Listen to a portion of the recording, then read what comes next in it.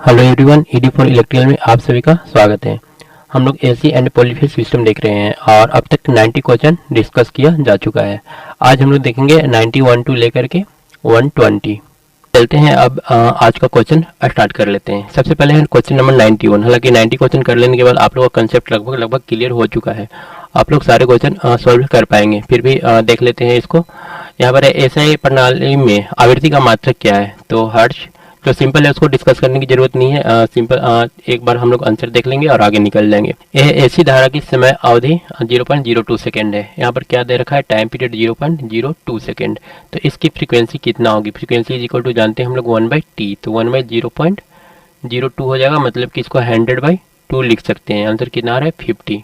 तो ये सब बेसिक लेवल का ही क्वेश्चन है। आंसर इसमें हो जाएगा बी। एक विद्युत प्रेशर पर इतना वोल्ट इतना वाट लिखा हुआ है, 230 वोल्ट प्रदर्शित करता है। ठीक है, क्या है मतलब कि 230 किसी प्रेस पर ये लिखा हुआ है 230 500 वाट, रेटिंग उसका लिखा हुआ है। तो यहाँ पर 230 क्या है?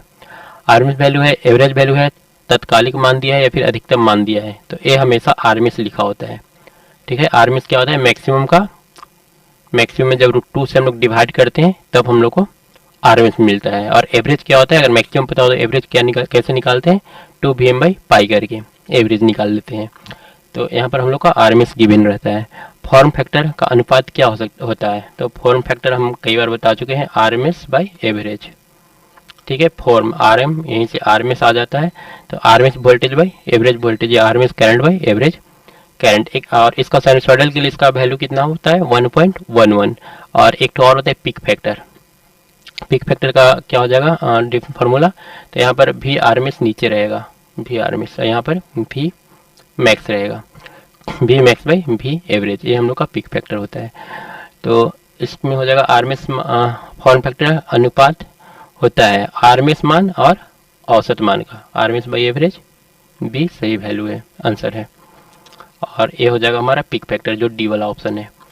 उसके बाद नेक्स्ट क्या बोल रहा है? 95 हो रहा है सूर्य प्रतिरोधी परिपथ के लिए निम्न में से कौन सा कथन सही है? तो हमने बताया था पहले भी कि अगर शुद्ध प्रतिरोधी है तो यहाँ पर वोल्टेज और करंट दोनों एक ही लाइन पर होगा, मतलब कि दोनों के बीच का जो एंगल है फाई वो 0 होगा।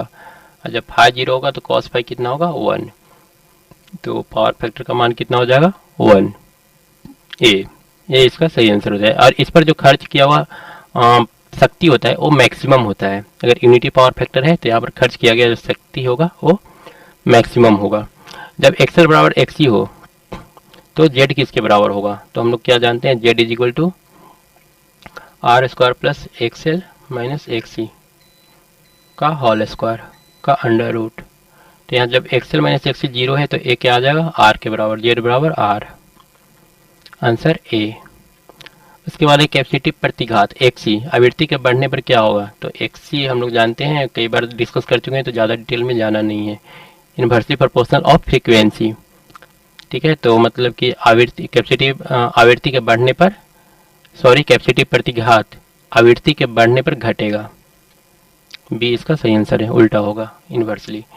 ए स्टार संयोजित भार की फेज धारा 100 है, स्टार कनेक्टेड है।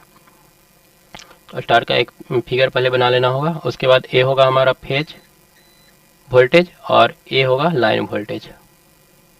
ये होगा लाइन वोल्टेज। अब पूछा क्या है यहाँ पर? फेज धारा दिया हुआ है, सॉरी यहाँ पर धारा का बात कर रहा है तो हम लोग वोल्टेज नहीं लेंगे।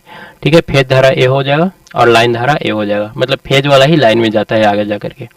तो IPH बराबर होता है आई लाइन स्टार कनेक्टेड के लिए। तो यहाँ पर 100 है तो 100 ही रहेगा आंसर।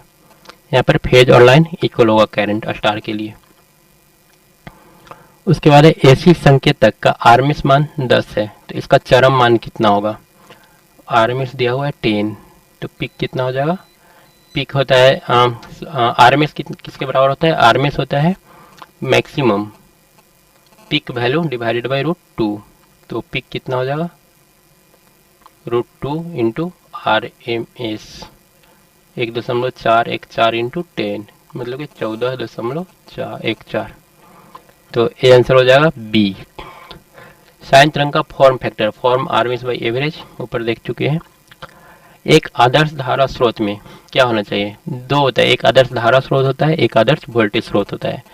जो आदर्श वोल्टेज स्रोत होता है, आदर्श वोल्टेज स्रोत, इसमें क्या होता है, इंटरनल रेजिस्टेंस और इंटरनल जो होता है वो 0 होता है, और जो करंट सोर्स होता है उसमें R internal for current, R internal infinity होता है, अनंत।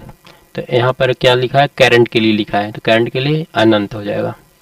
ठीक है, ये काफ़ी इंपॉर्टेंट है, कई बार बता भी चुके हैं। उच्च आवृत्ति पर प्रेरक प्रतिघात का मान कितना होगा, तो अगर फ्रीक्वेंसी ज़्यादा है तो प्रेरक प्रतिघात एक्सेल क्या होगा, डायरेक्टली प्रोपोर्शनल टू एफ, पहले ये सब डिस्कस कर चुके हैं, बढ़ जाता है।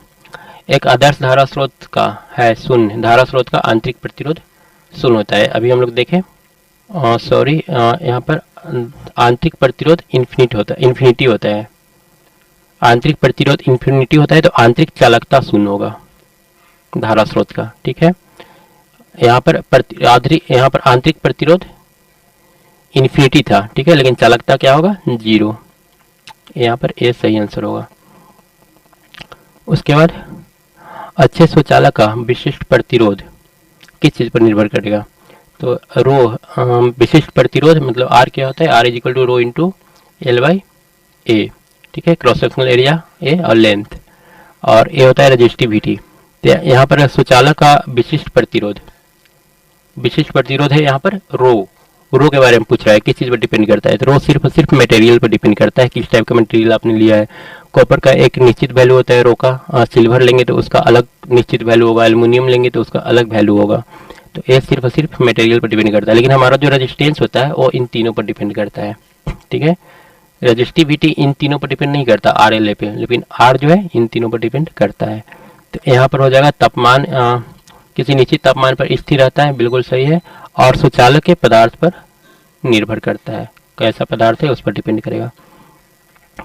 यह त्रिकला स्टार संयोजनों में वोल्टता नीचे वर्णित जितनी होती है, त्रिकला स्टार है, स्टार बना लेंगे, और पूछा है वोल्टता कितना हो जाएगा, तो यहाँ पर कला वोल्टेज, कला तो मतलब फेज वोल्टेज दिया हुआ है, तो हम लोग को लाइन वोल्टेज पूछ रहा है कितना होगा, तो लाइन वोल्टेज यहाँ से लेके यहाँ तक और फेज वोल्टेज यहाँ से लेके यहाँ तक। लाइन वोल्टेज हमेशा बड़ा होगा, और जो बड़ा होता है वो हमेशा √3 टाइम बड़ा होता है, तो ये हो जाएगा √3 इंटू कला वोल्टता।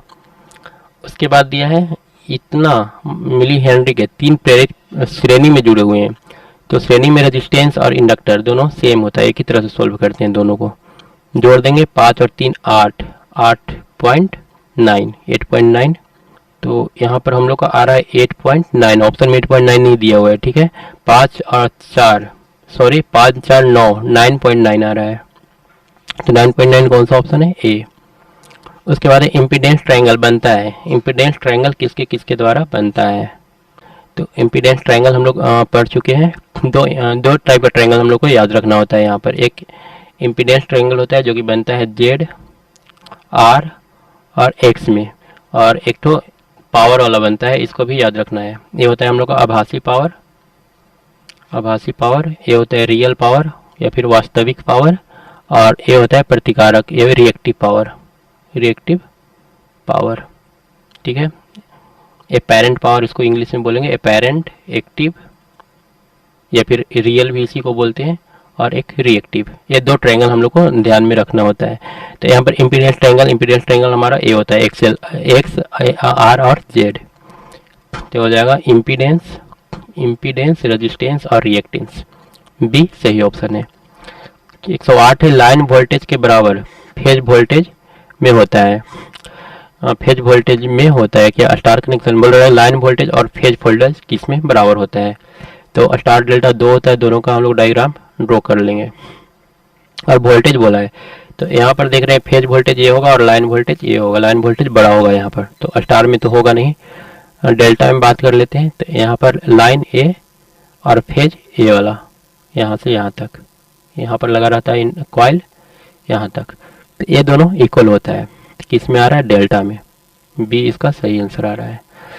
आदर्श वोल्टेज स्रोत का आंतरिक प्रतिरोध कितना होता है, तो आदर्श वोल्टेज स्रोत का आंतरिक प्रतिरोध 0 होता है, ऊपर भी हम लोग देख चुके हैं। उसके बाद आते हैं नेक्स्ट क्वेश्चन, हालांकि यहाँ पर क्वेश्चन कुछ मिस हुआ है, 9 के बाद 117 है, 8-9 क्वेश्चन यहाँ पर मिस हो रहा है, तो उसको हम लोग देख लेंगे बाद में, अगला लेक्चर में उसको कंप्लीट कर लेंगे।